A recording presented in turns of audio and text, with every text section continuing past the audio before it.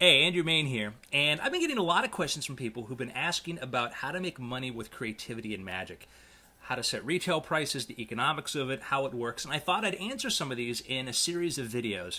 Now, because of the 10-minute upload limit on YouTube, each one of these will be, guess what, under 10 minutes long. Now, if you have no interest in that, ignore this.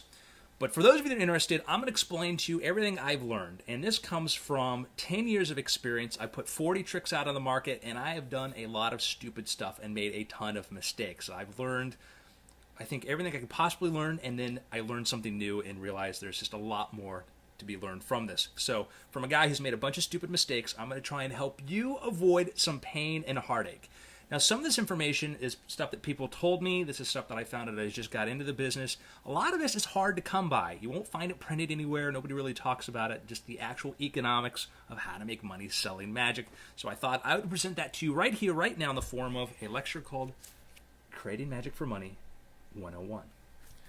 Now, before we get started, there are 3 rules that you need to learn. These are 3 very, very important rules. Rule number 1, don't lose money. Do not lose money. Well, you go, of course not, Andrew. How am I going to lose money? Well, it's easy. You see, there are a million ways to lose money. Trust me, I know.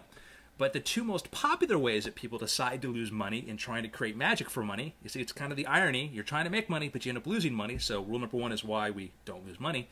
2 ways that they can lose money. Way number 1, have a stupid idea. People send me stupid ideas all the time. And I'm being kind here. Now, some people send me ideas that are okay, but then they're just outright stupid ideas. Don't put out something that's just a worse version, a watered-down version of a more popular effect. The world does not need another torn and restored card trick unless it uses lasers and monkeys. I promise you this. The next person who sends me a torn and restored card effect, it's not going to be a very good effect. I'm going to have to find a polite way to tell them, well, does the world really need this? Okay? So that's rule number 1. Don't put out a watered-down version of something that's already out there. Sometimes the market gets flooded with these things, and everybody just wants to create the next version of it. The problem is we get versions that are just not that good. So don't do it. How do you know if it's good? It's easier than existing versions, and it's more visual. If it's 1 or 2 or both of these, then you have a good thing. The stuff people usually send me, not the case. It can also be something that like nobody's really interested in or there's no market for it. Somebody might go, people like cats. People like teaching cats tricks. People like magic. How about a magic DVD for cats? That's actually kind of a good idea. I might buy that. I kind of like that idea. But of course, there's a problem with that idea. Cats don't have money, okay? So they can't buy your DVD. Doesn't matter how great it is, they can't buy it. So think about that. Don't put out an idea that's not good or won't sell. Now, the other way you can lose money is with a good idea. You go, Andrew, how is that possible? How can I lose money with a good idea? Well, it's easy. The magic market is only so big. There aren't that many magicians, thankfully, okay? So what might make a great idea for magicians is not going to make a great idea for the general public. A really good selling magic trick sells 500 units, 1,000 units, not 10,000, not 20,000, not 100,000. Some tricks have done that, but those are the exception. Those things only happen once every few years. So the magic market's not as big as many people think. And what will happen is somebody will have an idea. Maybe it's a really cool idea, okay? And then they'll go put $20,000 into this. They'll go get hold of some manufacturer in India or Mexico, whatever, spend 20 grand building 5,000 units, printing up the DVDs, all the promotional materials, whatnot, and they'll sell 300 units or 400 units, and they'll make maybe $5,000, which would be okay, but not if you put $25,000 into something, which is bad. So a lot of people lose money with good ideas, but spending way too much money to bring this thing to market, and they never get rid of that. They have boxes and crates filling up their parents' house or in their living room or what have you. First book I ever printed, I couldn't get printed for, I couldn't get like less than 3,000 units, and I had to sleep. I had to put my futon on top of crates filled with books. Now, I made money on that book because I planned for that, but still, I had to go to sleep each night on boxes and boxes of books. I'd bring a girl over. She'd be like, "What's that?" I'd say, "That's failure." I'd go to sleep at night on my failure, all right? So think very carefully. How big is the market for your effect? The magic market in general is not as large as most people think. So don't lose money. Don't have a stupid idea. Don't spend way too much money on something else. Now, in a later video, I'll go into how to bootstrap, how to spend next to nothing to get your product out there so you never have to worry about losing money. I'll also get into the magic number 300. I'll explain why 300 is a really useful number and not just an awesome movie, okay? Second rule, be cool. What do I mean by being cool? Well, it's like this. I've got 40 products out there. My name is on every single one of those, and my face is on most of those. When somebody buys one of my products, they have an expectation of what's going to be inside of there. I want to sell my magic partially on my reputation. So I've made it a rule to try and be cool to people. Now, I've made a lot of mistakes, and there's some people out there who may go, well, Andrew, you've kind of screwed up.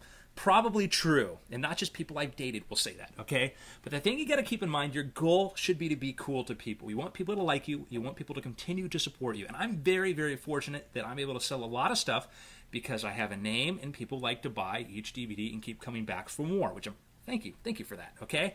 So be cool to people. If you buy something from my site at shockmagic.com and you're not happy, I'll exchange it for something else, or I'll give you your money back. If you buy it from somewhere else and you're not happy, tell me about it. We'll fix it, we'll make it right, or we'll let you exchange it for a different effect. I want you to be happy, and that should be your goal in magic. It's easy to make money in magic. It's easy to make money in this country. It's why it's so great. Your goal should be to be cool about it and to make other people happy in doing business with you. You're part of a community. As being part of this community means you got to do right by people.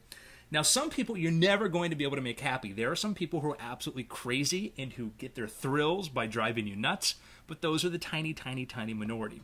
And every now and then you'll get somebody like that. Now, if you see a pattern of those people, the problem might be you and not them, but keep that in mind.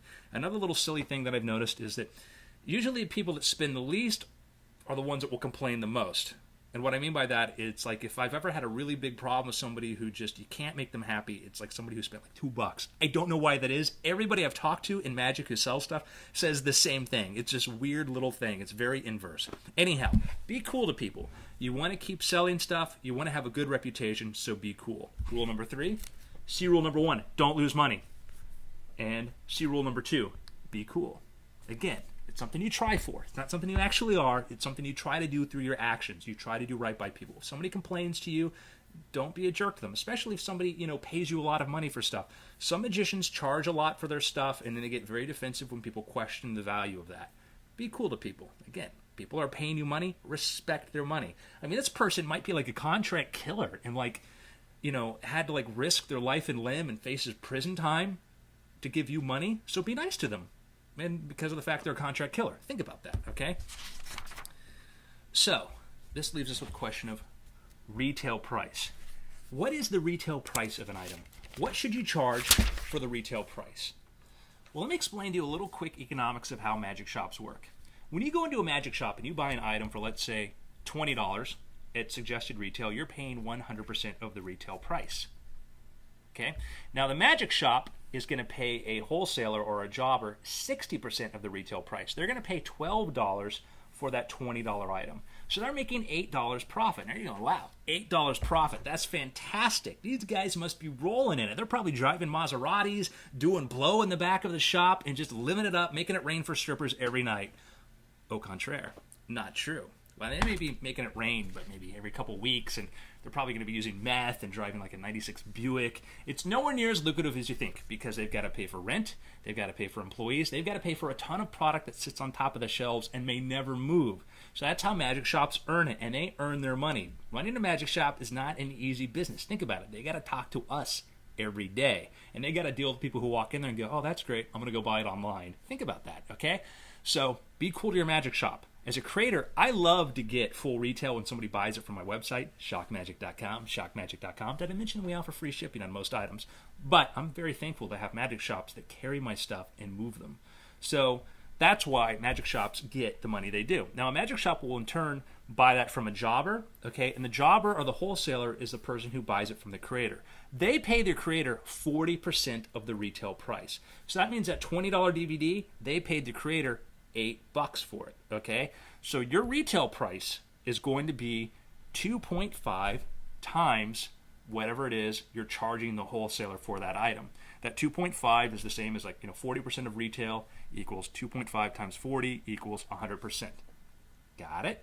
So that's how you figure out the retail price of an item. Whatever your cost and your profit is and all of that, you times it by 2.5, and that gives you your retail price. Now, how do you arrive at what that cost should be? How should you come to that $8 figure or whatever it is that you're going to charge your jobber or your wholesaler? Remember, your retail price should be based upon what you're going to charge your wholesaler if you use a wholesaler. If you're not going to use a wholesaler and you're going to go direct, it's a totally different model. I don't do it. How do you arrive at this number? Well, we're going to find out in the next video.